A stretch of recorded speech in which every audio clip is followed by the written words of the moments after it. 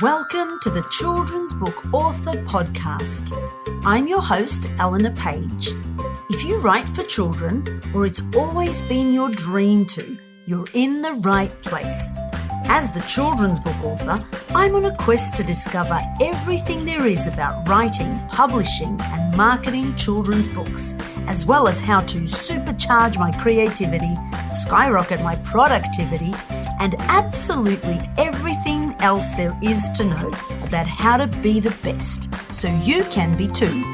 Join me as I interview fabulous guests and become the children's book author.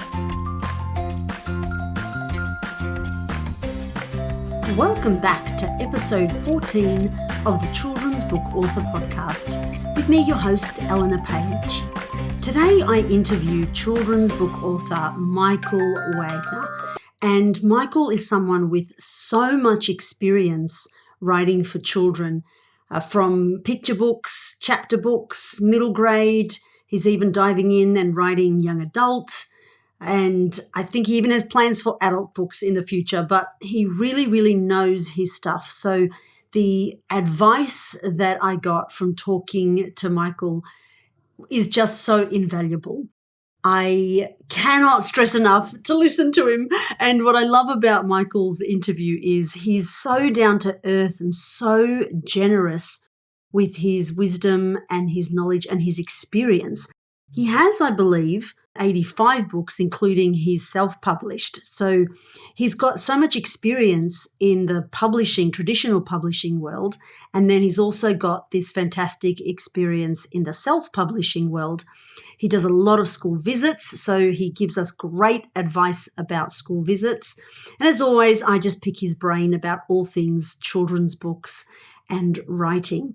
So enjoy today's episode. I'm not going to say much more than that. Today I'm just going to let you dive in, enjoy the interview with Michael, and I'll see you on the next episode. Welcome back to the show. Today I welcome another special guest, children's book author, speaker and storyteller, Michael Wagner. Welcome. Thank you, Eleanor. It's lovely to be here. Now, I apologize in advance for where my eyes go because, you know, we talked about this before you started, but if I look at you, which is what I want to do, I don't look at the right place on the screen. So my eyes are going to go all over the place because I insist that I have to look at you at some stage during this interview, not just the camera. Yes.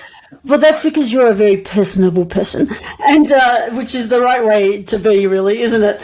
So you're such a crazy creative person, and I think of you as. And even though today you're mostly a writer and speaker, and of course storyteller, I do have it on good authority, and I'm going to look down as I read this list that in the past you have been a radio broadcaster, a copywriter, a television scriptwriter and producer, a comedy writer and a songwriter. Like, whoa.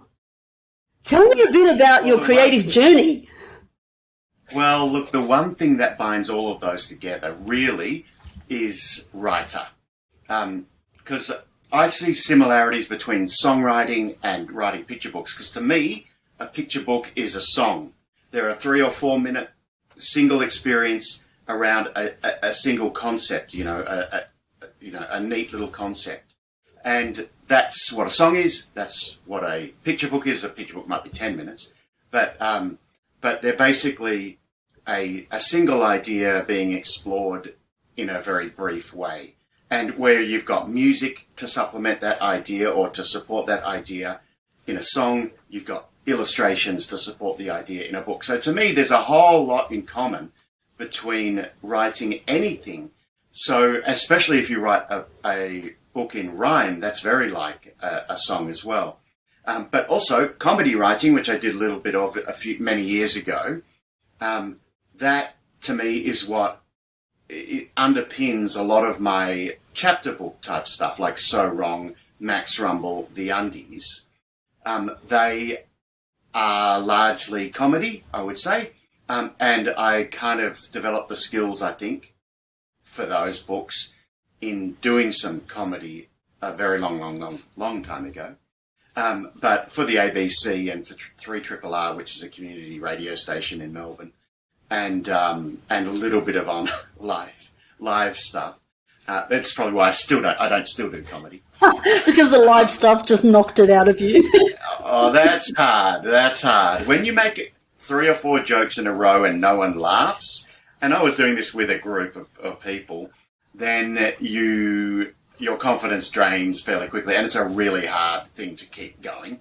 I think, as most people would understand. So, but the comedy, I think probably because I've been writing my comedy for children, I probably get more laughs than when I was writing my comedy for adults. And comedy's really changed a lot in the last couple of decades. So it's, But anyway, it's all writing, really. That's what it is the whole way through, be it songwriting or book writing, which I do now. So have you always been drawn to the craft of writing, or did you fall into it accidentally, or how did all that even happen for you? Well, do you know, when I was 14, I watched an episode of Four Corners about Cambodian refugees, or Kampuchean refugees they were called at the time, and I just spontaneously wrote something, a poem, the first thing I ever wrote, spontaneously without a teacher or a parent asking me to write, and I showed it to my mum, and she said it was good.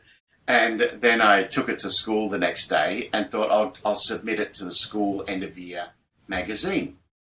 And I remember them being told, they're almost going to print. You better get there now. So I ran down the corridor with my poem, gave it to them. They put it in the magazine, and then I won Best Senior Literature. I won the award for the best poem, or the best everything. And I was only 14 or something.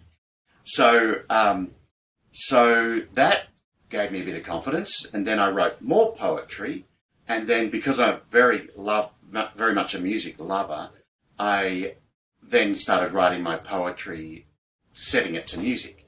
So, and then became a songwriter, and then formed a band, and had a very small modicum of success as a band with some film clips on TV and that sort of thing, which you can still see on YouTube.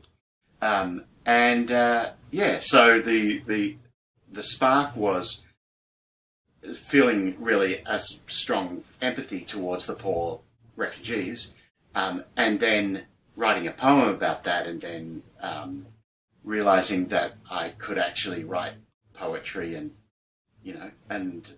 maybe other things that people liked. And you said there the word spark. I felt that was really important because and correct me if I'm wrong, I feel like you're somebody who really follows your spark. So that spark kind of led you on this journey and continues to do so. Do you agree? 100% agree.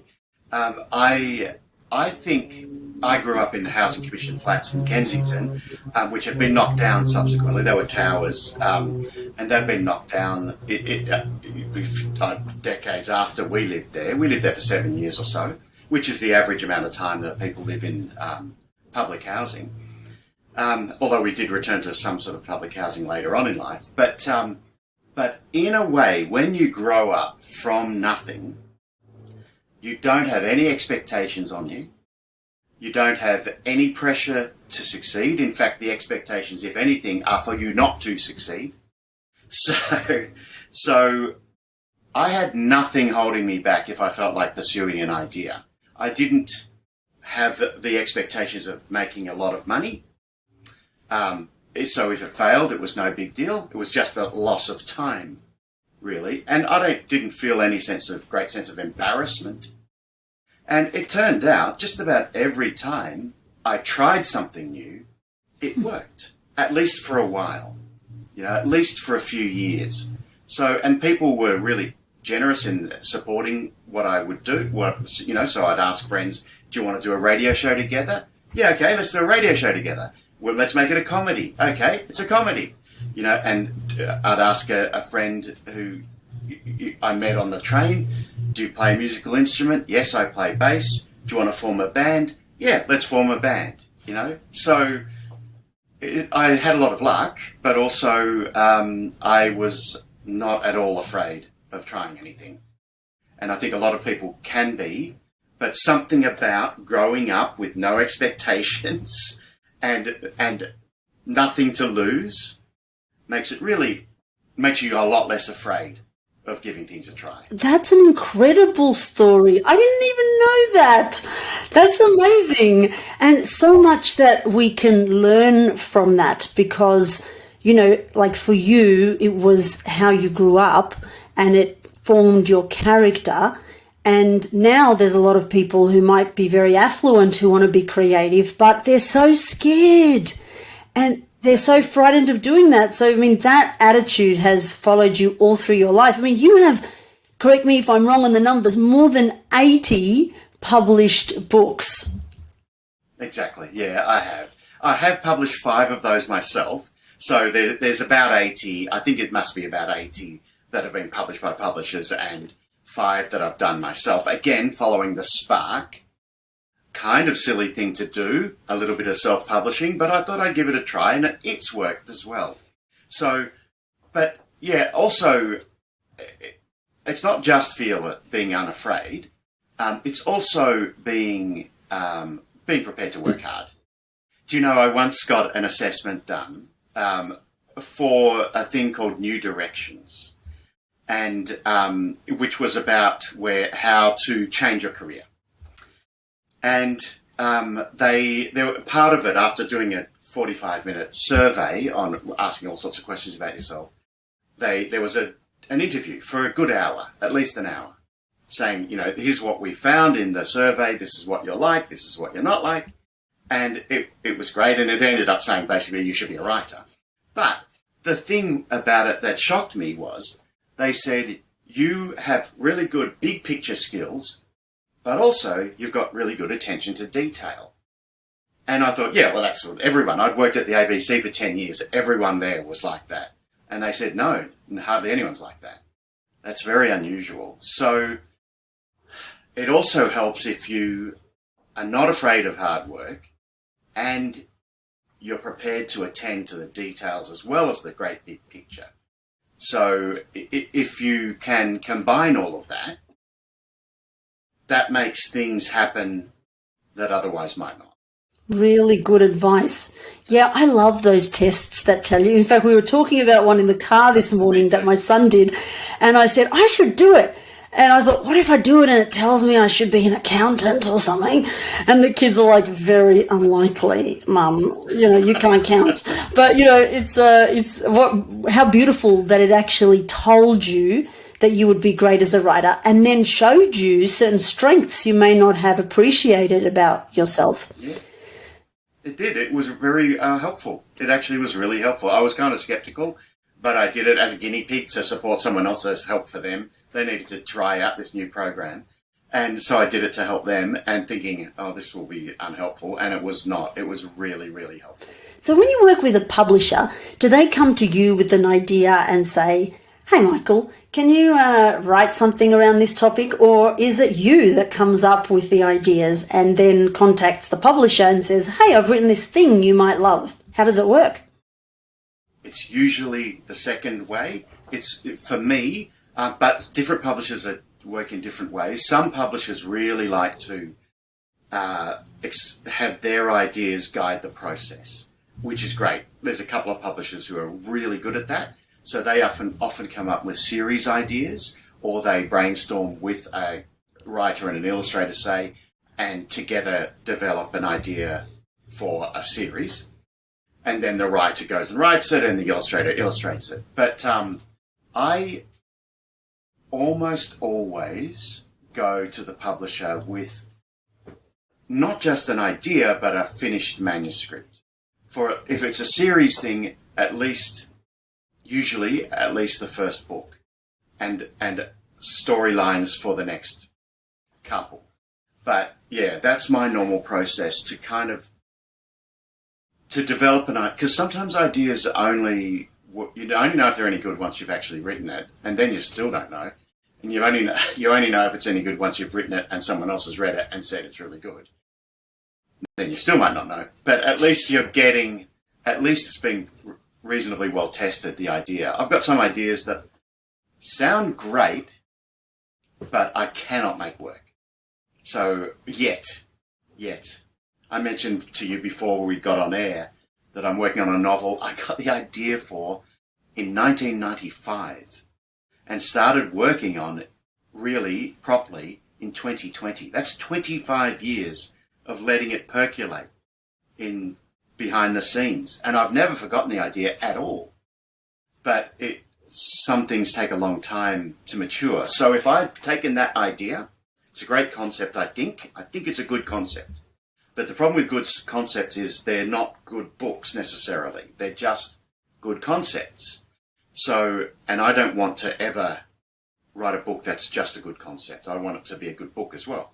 So, and I just couldn't get that one beyond the concept into an actual book with real people doing realistic things, and that we care about. So, but I think I finally got there last year during lockdown. I love this distinction that you're making between concept and then like whether it can actually become a book. I've not really heard of that the way that you've put it. So, you can't make the book fit the concept. No, it has to, wow. Talk to me a bit more about that. I know because you've written so much, you've really felt it and been in that process. Well, I think where you really see it fall over, the idea of making a great movie based on a concept, is in Hollywood movies. Often often a movie will be made simply because it's a great concept. Snakes on a plane. That is a good concept, I will hand them that. I haven't seen the movie, I don't know if it's a good movie, but I highly suspect it's not a good movie. But it's such a good concept it would get made anyway.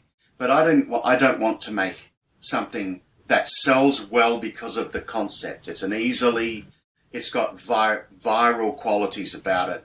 Oh, wrong time to talk about viral qualities. Or the right time to talk about viral qualities. In a positive way. But yeah, I don't want to have a really great concept and no one care less about the characters. I really want them to be worthwhile, characters that are worth writing about.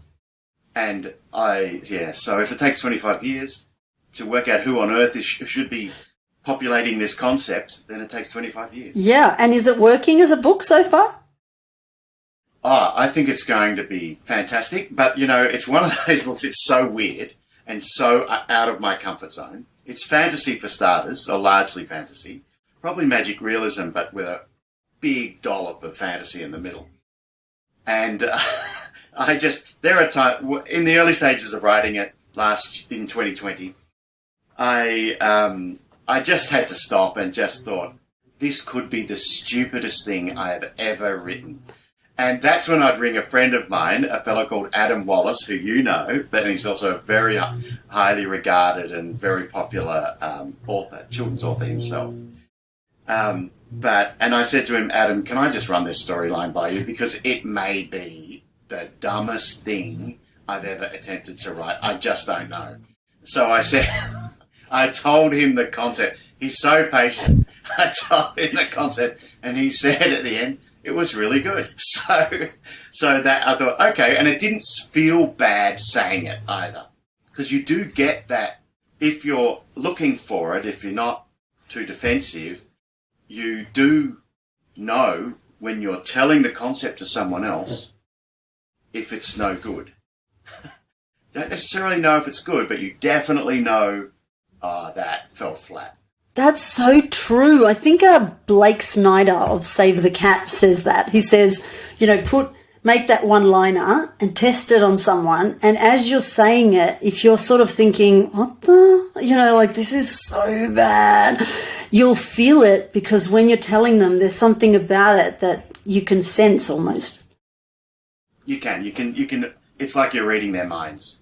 But you don't even have to read their minds. If you read a story out or tell a story to an audience of children in a school, because it's really obvious. If you read it, there's a book I wrote called Pig Dude, which is a self-published title. I read that 30 times or so before I decided to self-publish it in schools to very different audiences. And it worked so well every time, except when I started to improve. Oh dear. Thought, I can squeeze an extra laugh out of this line if I change it this way. And then suddenly that line that was working would fall flat. And I'd think, wow, it was better when I didn't improve it. So I'd wind it back. And there was one bit I was really trying to work out what it meant, what the deeper meaning to it was.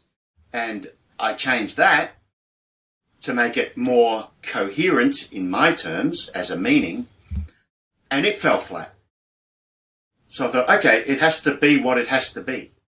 So I unwound it back to what worked every time and let it be what it had to be. That is so crazy, like that the kids, I don't know, how are you supposed to know? Well, I guess you told me because you read it to them, but is that why, for example, do you find personally that doing school visits, having your actual audience give you that feedback, even after something's published, makes you learn better how to do the next one? Oh, does it ever? There's nothing that compares to reading a story to a room full of kids. They don't lie. They don't give you what you want to hear. They actually just react. And the reaction, the good thing about a group of kids is you get apparently we laugh. We're 30 times more likely, or something like this, 30 times more likely to laugh in a crowd than on our own. I did not know that. That's interesting. Something like that. So the good thing is you can read a book and think this is so funny and not have even smiled. So it's not apparent that you really liked it until someone says, what did you think of that book? But in a crowd, when you read to them, they laugh because they're 30 times more likely to laugh. They do. And then you get instant feedback that's completely, like thorough. It's comprehensive. It's like, okay, that bit worked, that bit half worked. I have to do that bit to get to this bit. This bit didn't work at all. This bit worked a little bit. Maybe I can tweak it. And yeah, you sort of think, and I had to perform that bit to make it work. Whereas I just had to read that bit for it to work. And that means that, because you can't perform it when you write it down on paper, it has to sit on the page and work on the page. So maybe with an illustration, but yeah, you learn a lot from reading to groups of kids. If you are an aspiring author and you can read your work in front of kids, get into a classroom or get into a school hall and read, it'll break you, possibly, but it might also make you. Oh, that is so powerful. I was, again, today, I had a lot of talks in preparation for your interview today, but we walked past the school with my daughter and I said, oh, I'm still not brave enough to go to, another school. And she's like, but Mum, the kids at our school loved you. And I'm like, what if that was just a one-off? So it's quite gripping for me, and I'm very extroverted, but it's terrifying. So did you find that, like you said, what sort of courage, what sort of attitude have you had to put yourself out there, especially in front of kids? Like, kids will devour you if you're bad. I know, it's fantastic. But if you're good, they will love you. So it's not, they won't judge you in some secret way. They won't be competing with you. They won't be envious of you. They'll just be open and say, and you know what turns them off? Fakeness. If you're inauthentic and they sense it, that's not good. And that's where you have to become authentic and as authentic as you can be. And it's going to have to do. Even if your authentic self is kind of like not that entertaining, it's the best you've got. It's the best you've got. And you'll get better. You'll get better and better and better. And seriously, I've been talking in schools for I don't know how long, 15 or 20 years. And I can't imagine what I was doing at the beginning. But in a way, it doesn't matter. As long as you're trying hard, you're not trying as in being fake, but you're trying to do a good talk. So you're trying to have good content and interesting things to talk about. And, you keep in mind that you're in a school. So the school wants the kids to be entertained. And and or educated or informed and or inspired. And, kids are open to being entertained, and they're open to new information, and they're very easily inspired. And so, if you give it a try, you just be yourself. If you can just be yourself, as long as yourself isn't too problematic a person. Too silly. I'm more scared. I'm more scared of the teachers. Do you know? I feel like the teachers will be like, "She's such a naughty child." Like so I'm a bit silly. Eleanor, I don't think you would out silly me when I do talks to preps 1s and 2s, or whatever they're called in different foundation 1s and 2s. I be silly because it comes naturally. I'm glad it comes naturally. I love that. It's not put on. It's quite easy, and also because the kids love it. They really find it funny, and they find it just entertaining. And also, what's really important is to be humble. It sounds like the opposite of what I just said. I just called myself entertaining, and kids love me. But it's actually not. You've got to be humble at the same time. Kids don't like you if you're lording it over them. Neither do teachers, I reckon. So we're all in it together, is what I think. We're here to have a really fun 45 minutes or an hour or whatever, and to be present, to be there. I started out reading a script, and I just thought, I'm not here. They're not in this conversation, the audience. It's just me talking to them. And that's too hard for an hour. It's too boring. So I needed to break that script down and have bullet points and speak from the heart to the bullet points. So I have myself some guidance there in a fallback position, but I don't have a script. I cannot have a script. I never want to see a script again. That's such good advice. Such good. It takes you out of the moment. Yeah, it takes you out of the moment, as you say. Like, you really need to be present. Tell me, what kind of things do kids find funny in books? Like, are there certain themes, or how do you be funny? Well, that's kind of. And you are really funny. Like, your books are really funny. Thank you. I reckon there's two main things. And this is very general. And it's funny. We find it really funny when we recognize the things going on as they happen in our life, because they happen in our own life. So it's so funny to see a character do exactly what you do. That is just hilarious. Or do exactly what your dad would do, or do exactly what your mum would do. It's just somehow that sheer recognizability is very entertaining and very amusing. But so is the opposite of that, which is total absurdity. So when you push reality way beyond anything we recognize, then, a series that's done this beautifully and with massive success is the 13-story treehouse. There is no 13-story treehouse. There's certainly not a 130-story treehouse. There's no such thing.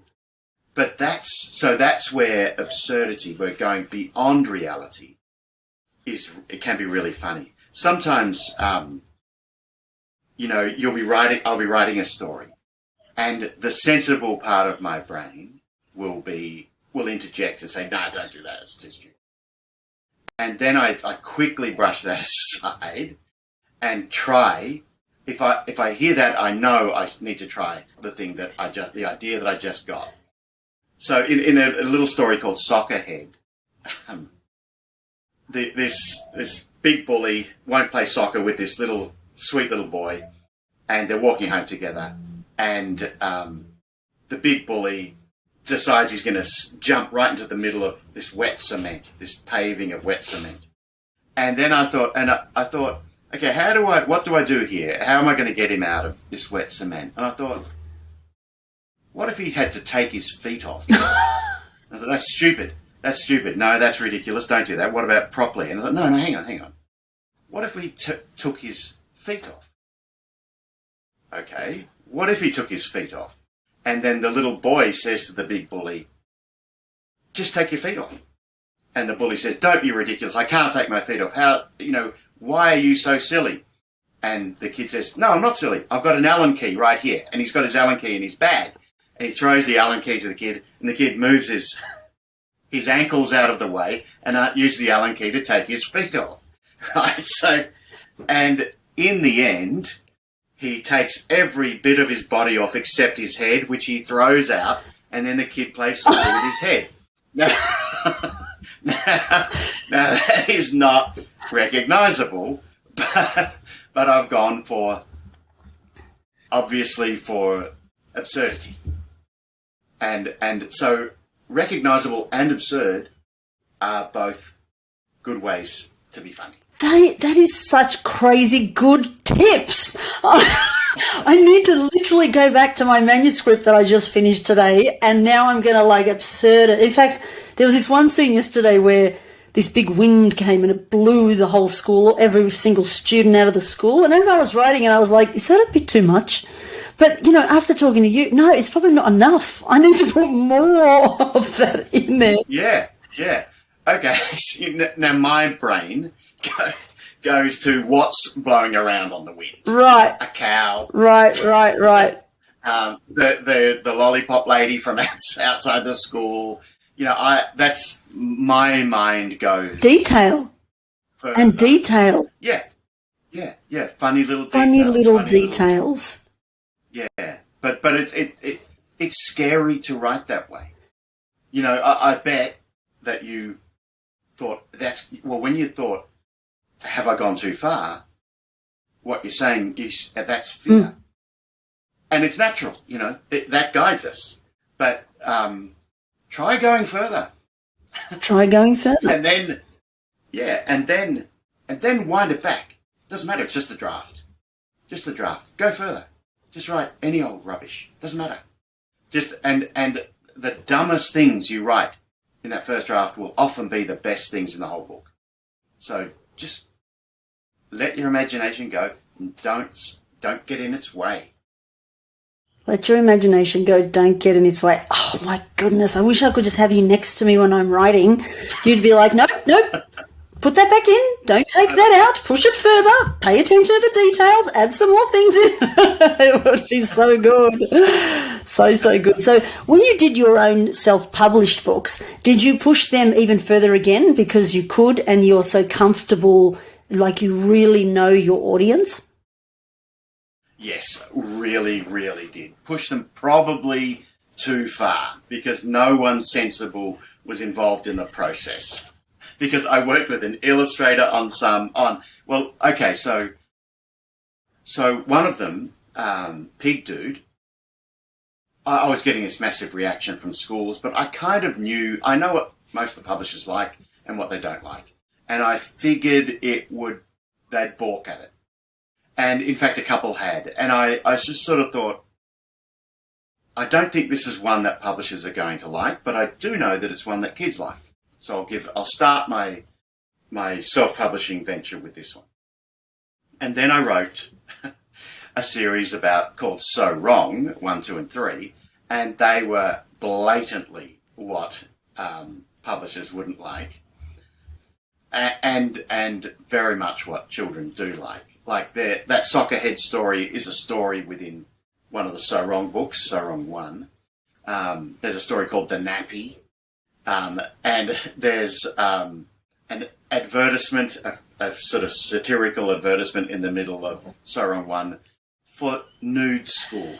Now that is not going to fly with a lot of publishers. I knew that, and they've got their brand to protect, So I sort of think I decided not to even show them the So Wrong series. And but kids love them, and kids love the presentations because they're quite naughty. And teachers are very open-minded and they're entertained by the same things. So, but I do understand publishers feeling that way, feeling the way I expect they would have felt. So yeah, and then I wanted to do a picture book as well, a hardback picture book. So I took one of my manuscripts and just made that picture book as well. I love that you've got such a desire to express your creativity that like you're going to get that product out, whichever way it's born is irrelevant to you.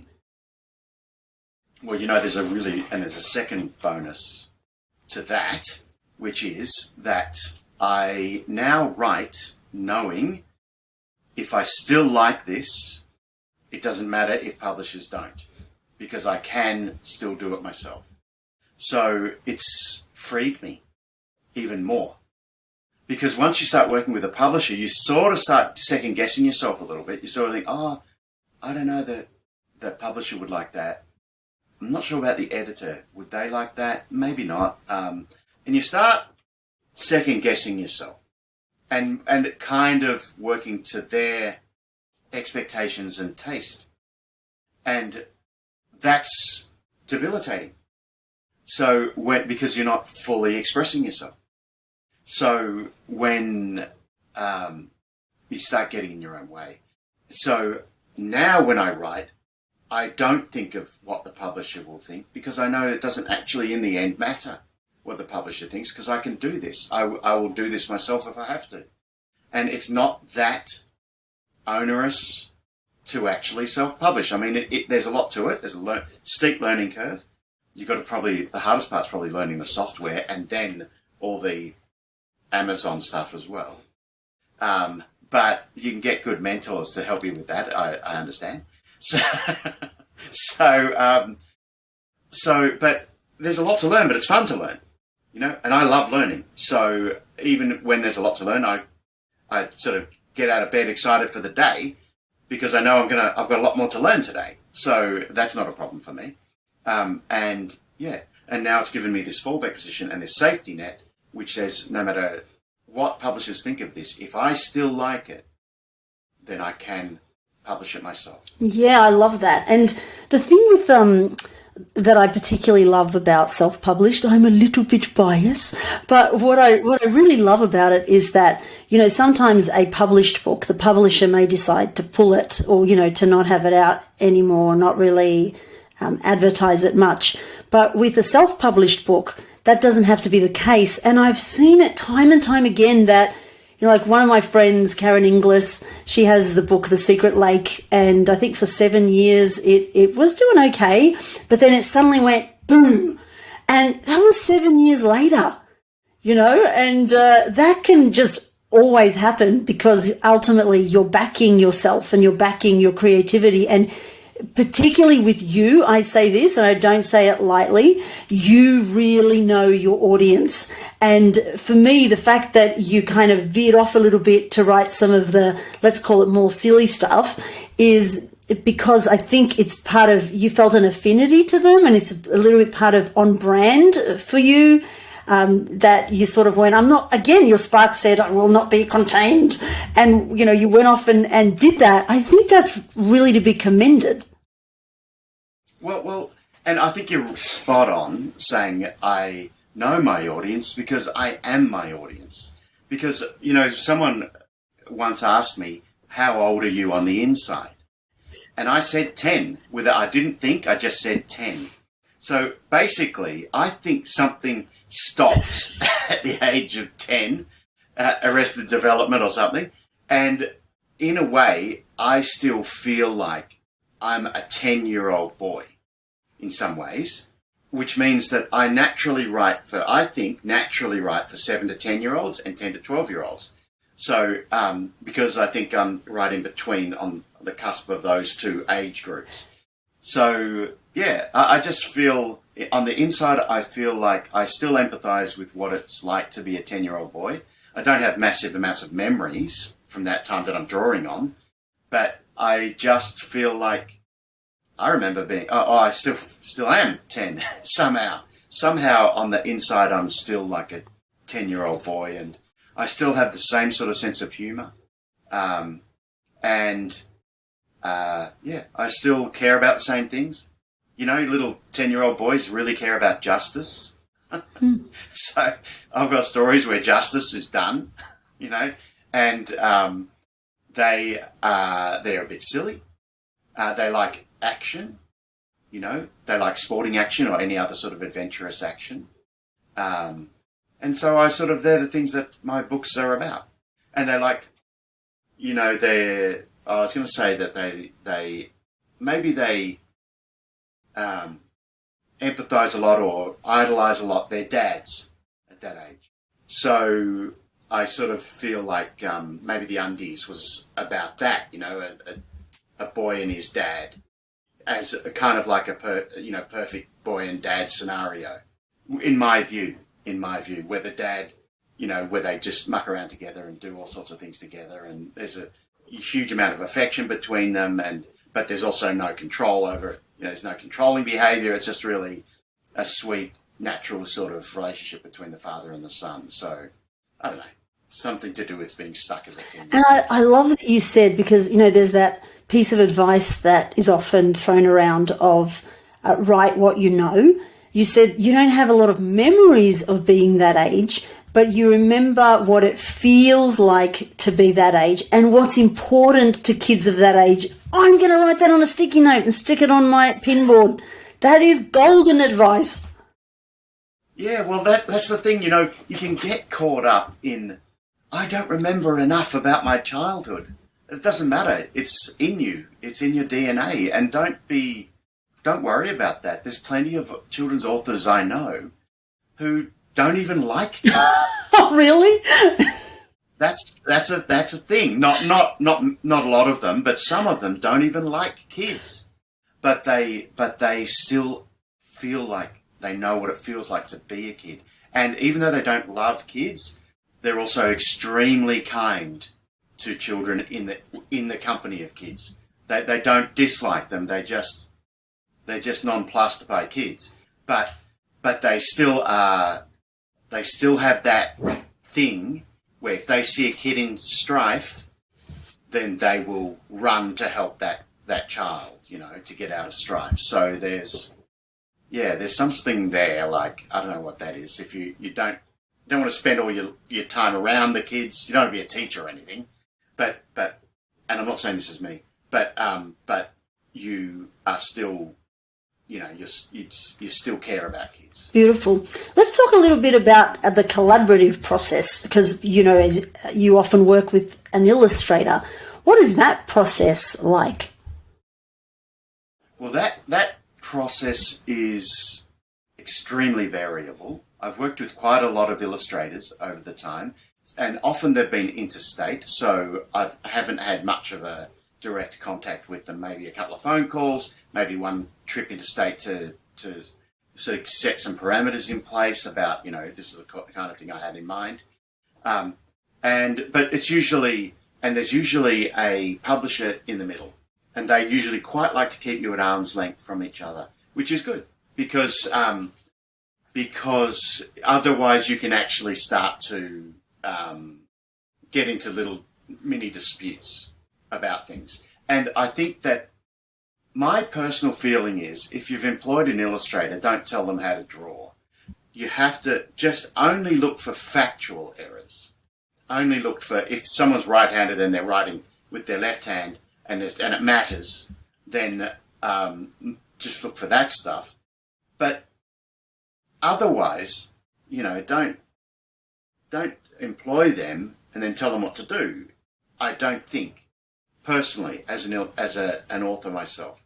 So I would rather illustrators just do their own thing and surprise me, but you have to learn to not get wedded to your own imagination's illustrations. So don't think too hard about what should be on this page. Just write the text. Any essential thing must be left-handed, and that's it.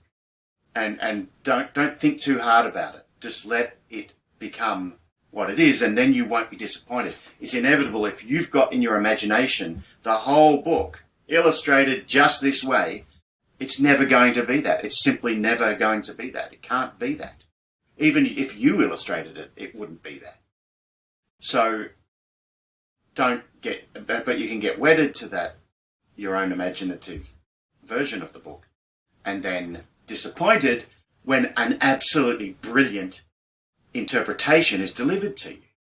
You can feel disappointed. So you've got to just not get wedded to it, and you've got to be open to the illustrator's style and approach, and you've got to, and you'll find then it's a whole lot easier, and you're usually really pleased and really surprised and really delighted with what is delivered. That's fabulous advice.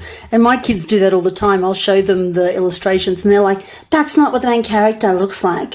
No, that's not what the owl's supposed to look like. And I'm like, yeah, no, that's exactly what it looks like because that's how the illustrator drew it. So that's what it looks like. and as you say, it's quite a surprise. They'll add things I always find they sort of add an interpretation that goes a little bit even beyond what I imagined, rather than, no, it's supposed to look like this. So, the way you put that was so accurate. Let them draw it the way they want to draw it, bring their own imagination in to enhance the story.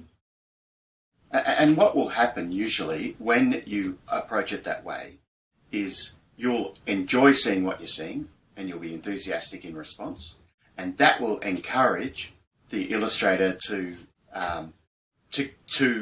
bring more of themselves into it. That will make them relax and feel, okay, we're in this thing together. So so they can then, really fully express themselves. And I tell you, who's really good at that is Terry Denton. Basically, Terry Denton, he often has all sorts of things going on in the background of the stories that were nothing to do with what you wrote. And that is such a good thing. He's added layers to the story with his own illustrations and his own idea of a little backstory that's going on, or a little, not backstory, but a little digression that's going on at the same time. He's very. That's so good. Kids would love that. Would absolutely love that. Yeah, I reckon they like Terry. Yeah, well, of course, yeah. Yeah, I reckon they do. And for good reason, too. Yeah, but he's quite a creative genius, to be sure. Yeah, definitely. So you're really quite public. You're not one of these sort of, you write the books and you disappear. You're, like that hidden author. You do a lot of social media. You do a lot of, teaching kids tips and tricks and, how to write. Your persona is very personable. Yeah, well, that's just natural. I decided that I'm actually a bit wary of social media because I actually have a limit of 10 minutes a day on my phone on Instagram. So when that goes off, that's it. Unless there's some special reason, I leave it at that. And I pride myself on publishing something to social media and not looking at it again and remembering it the next day. Oh, yeah, I posted that thing yesterday. I wonder if anyone liked it. So I don't get notifications about likes. I probably do get notifications about comments, but I try to limit the amount of time I'm on it personally, consuming it. But it is good too. It's a fantastic way of just occasionally getting out a little message or something. And if you've got, I did a series during lockdown. I did a series of videos, really simple videos, just offering tips and doing some readings of my picture books as well. So I posted all of those on social media and on YouTube as well. So and just I just tried to do them as naturally as I possibly could.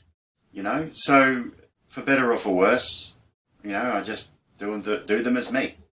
And if it works, it works. And if it doesn't, it doesn't. And if it doesn't work, then that's my problem. And there's nothing, being something fake isn't going to fix it.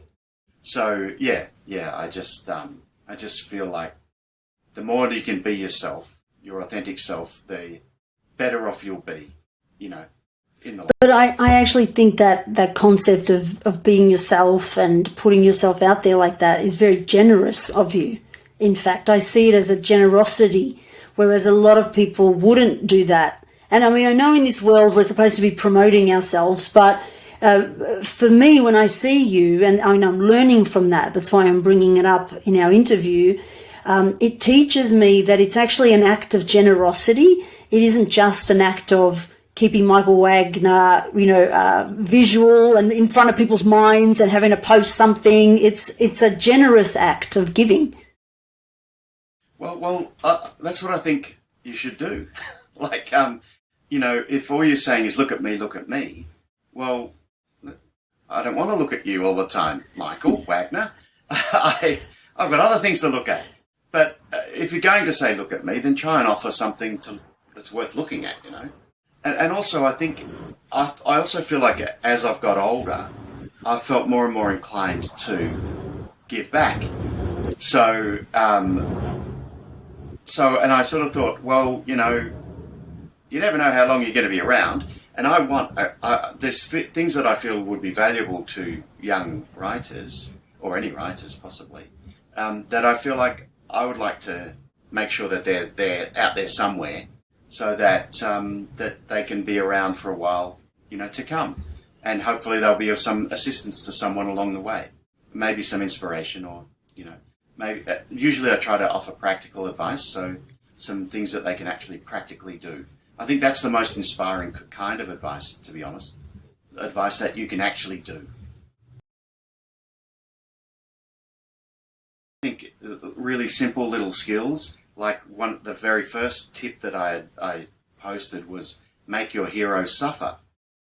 And what I mean by that is look at your story and see how much suffering's going on for your hero, even if it's comic suffering, and make it more. Even if it's comic suffering, and make it more. I love that. That's going to be a quote on a picture of you on my Instagram at some point. Has to be. But yeah, it takes courage. It takes courage to do that. And you need to be told sometimes, just gather up your courage and do it. Because if you get your hero into terrible trouble, you're going to have to get them out of it. Again, and you're going to have to be smart enough to get them out of it. Well, that's good. Because if you are smart enough to get them out of it, then you've just written something better than you would have otherwise. So you've challenged yourself, and you've made the reason it's good to make your hero suffer is because when the suffering's over and they've finally succeeded, we feel so much more strongly about them. So if they've just had a difficult day, well, that's okay, but it's not that compelling. But if they've had a real struggle, then we love that book and we love that character. And we carry it around with us as a little echo in our heads for years to come afterwards, as a reminder that even though things can get really tough, there are usually ways through. So I think it does all sorts of things to our imagination and our psyche, it's up to us, the authors, to be brave enough to make our heroes suffer enough and then help them get through it. So the second thing on my checklist, apart from checking that it's absurd enough, is now I have to go through and check that I've made Evie suffer enough. I'm not sure that I have, as I heard you say that. I was like, I don't think she's suffering quite enough. It depends on the story you're writing. A picture book, you don't have to have them, isn't Breaking Bad. Yeah. So Breaking Bad, there's a lot of suffering. But a picture book, it's going to be whimsical suffering. It's going to be absurdist, comical suffering. The book Little Ned that it was published in 2020, it has comic suffering. The little boy who insists on wearing all his armor while he goes out for a normal day, ends up accidentally knocking down an entire city. So with his armor. And the idea being that sometimes the things we use to protect ourselves actually do harm to others. And, but that's really absurd levels of suffering that he went through, knocking down the entire city. So, and maybe that's too much. I don't know. And it might be too much for you. It might be too much to be authentically you. I love that. So, because my question that was circling through my head is, well, how do we know if it's too much? But is it too much for you, first of all, in terms of matching, as you say, being yourself? Well, there's a point at which absurdity, you start saying, this genuinely is stupid. This is, and I don't even want it to go this far. And that's where you stop. That's probably you've gone a little too far. Maybe you wind it back a little bit from there. But you know what? Best way to find that out is to do it. Write it that way. And then realize, okay, that was where my line was. That's where my cutoff was. So, and that's great. That's great. Like, yeah, there have been times where the publisher's cutoff point for absurdity is different from mine.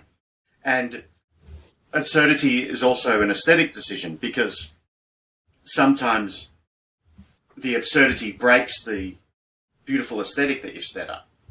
It's sort of like, it's just like, now it's like it's absurdist comedy, when it was a beautiful, lyrical, whimsical story. Now it's absurdist comedy. It's like, okay, now it's not really what I wanted it to be. And often a publisher will say, okay, wind it back just to this, and that'll do. Or they'll say go the other way because you've set it up to be absurdist and full on and ridiculous.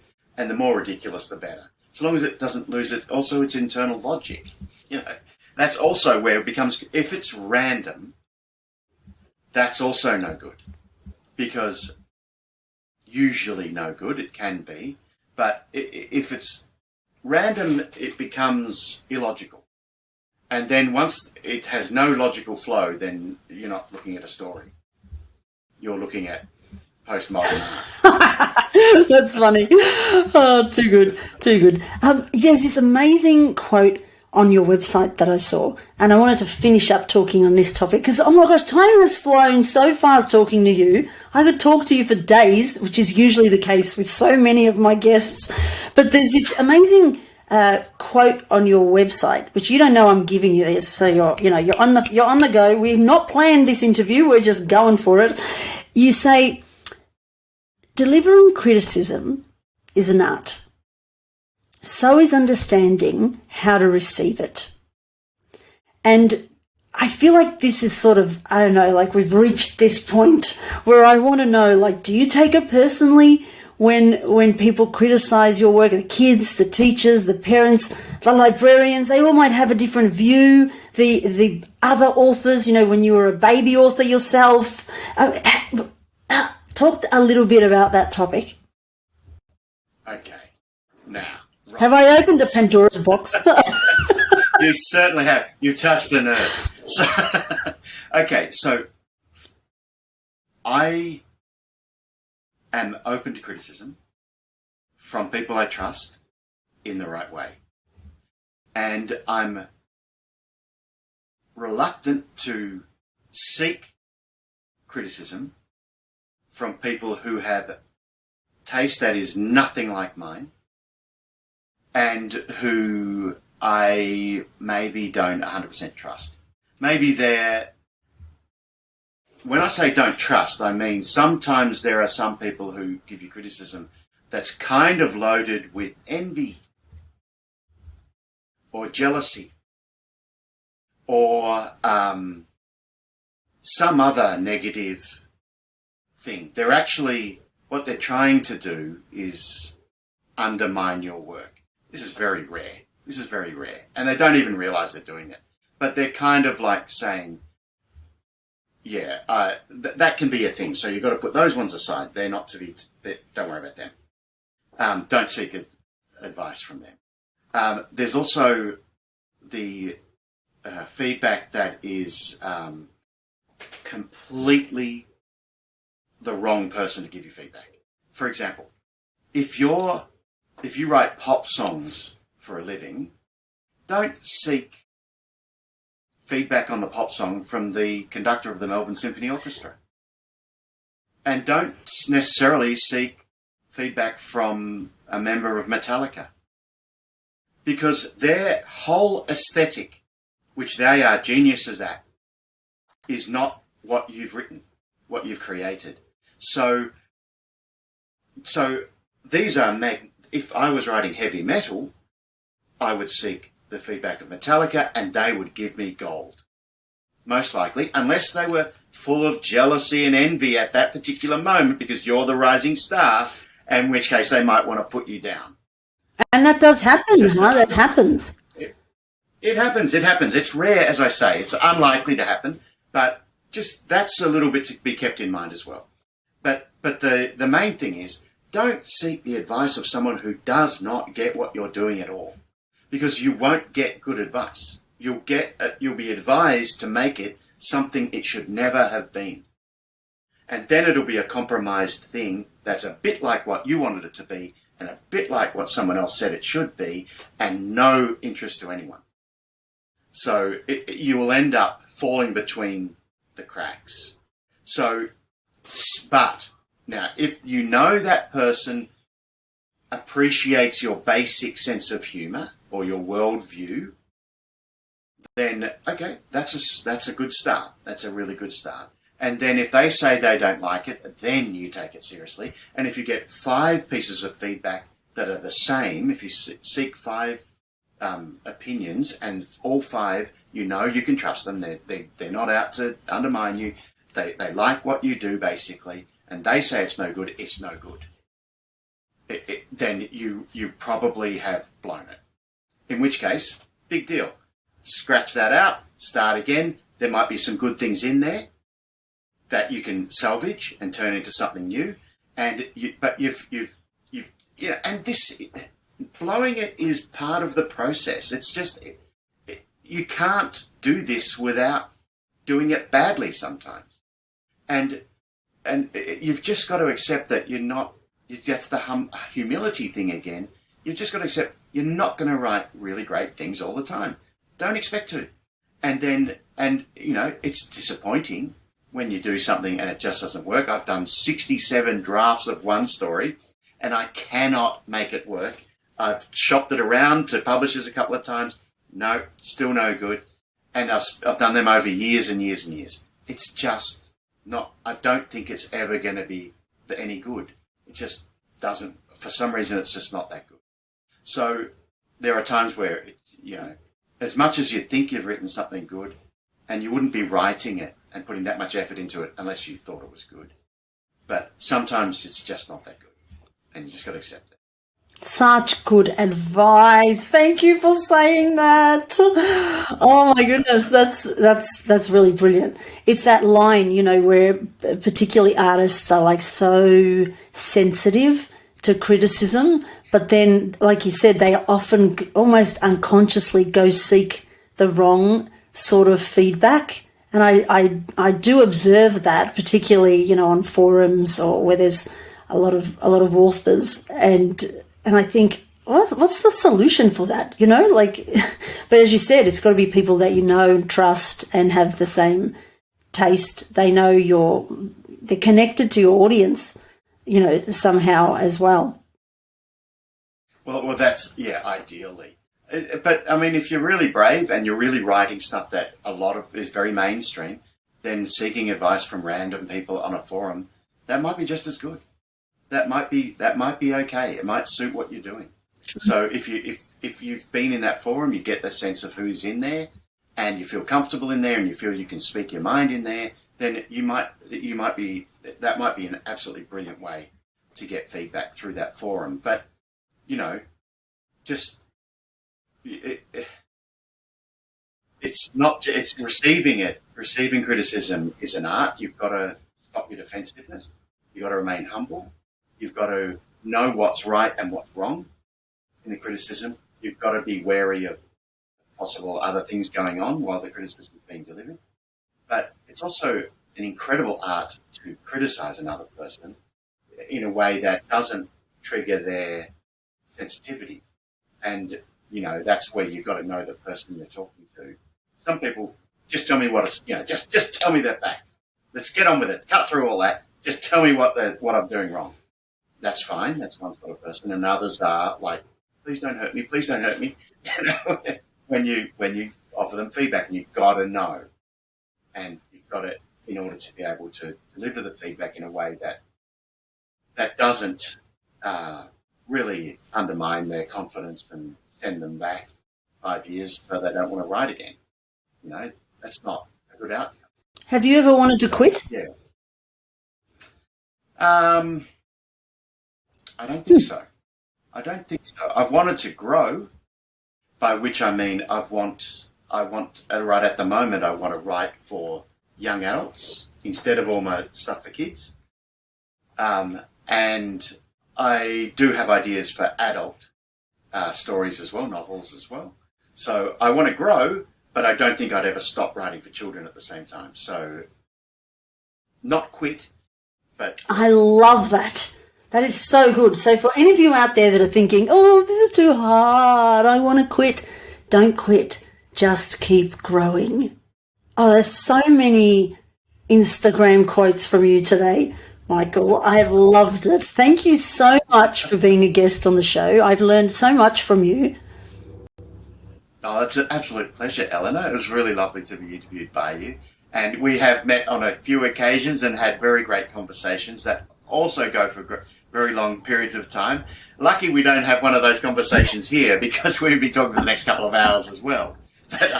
But anyways, and you've been very helpful to me as well in my self-publishing ventures. So thank you. It's been a pleasure.